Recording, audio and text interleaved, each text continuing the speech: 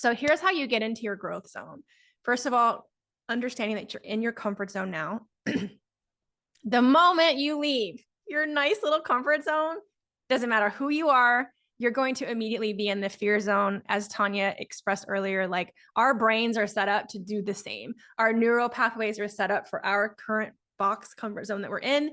So if you think you're going to take action when the fear is gone, you're just going to be sitting in your comfort zone. You have to be willing to feel the fear and take action anyway.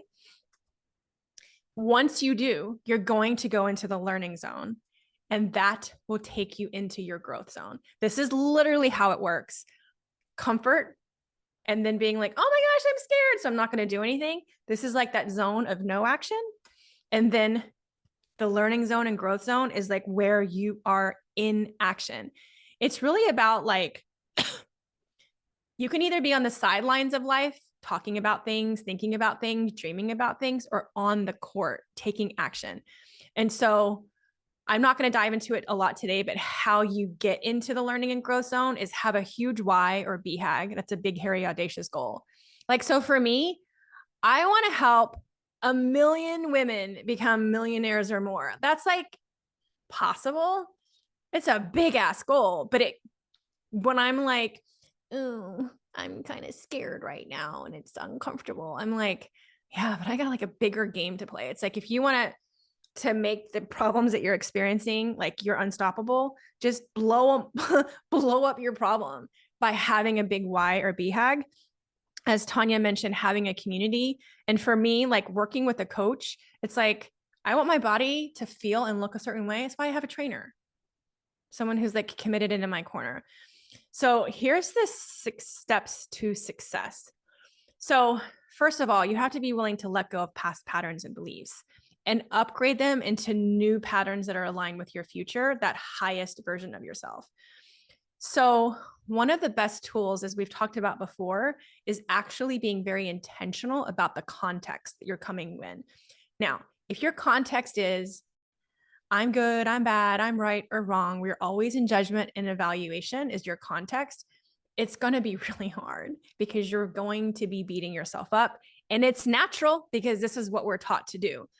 What I have found to be more helpful than I tried to do this and I failed is just looking at like from a lens of reflection and inquiry. It's like, what was working and what didn't work? That's, like failure just shows you what didn't work. Failure shows you what you still are learning and being trained and developed in. Failure shows you where you need support still. So in the game of life, step 1 is that you ideate and that you're actually willing to dream. I'm clear that you guys all have this handled because you're here today. A lot of people are so resigned, they can't even dream.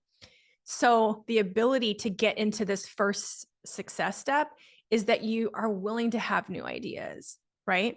The second step is the action step. So after this masterclass, you're either going to forget all about it or you're going to remember it. The moment like we're not here together, you're making a choice. And if you're realizing like, you know what's very probable is I'm going to forget, then I invite you to do something that's going to be some kind of structure for you to stay in action.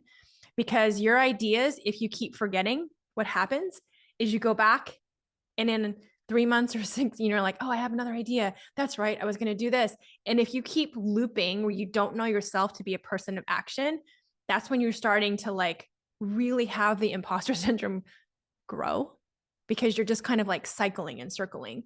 Versus if you do some kind of structure that helps you remember, having structures in place and you having the integrity to like be your word, saying like, I'm going to be my own boss, and then actually taking congruent action is where it's at.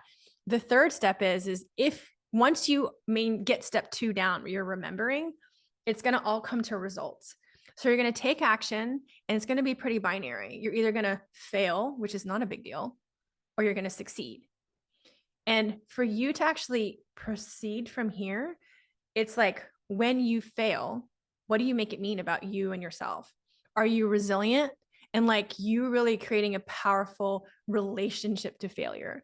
One of the best things I ever did was play a game called 100 Fails, where I just try to like, I don't know, I'm not going to be so freaked out about failure. So I'm just going to like play a game where I fail at 100 things.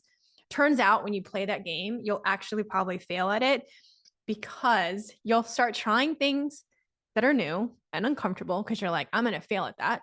And you're not going to fail. It's actually like a great way for growth and development.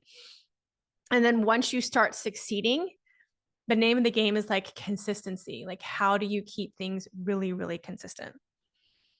Any questions? If you have questions, just like pop off.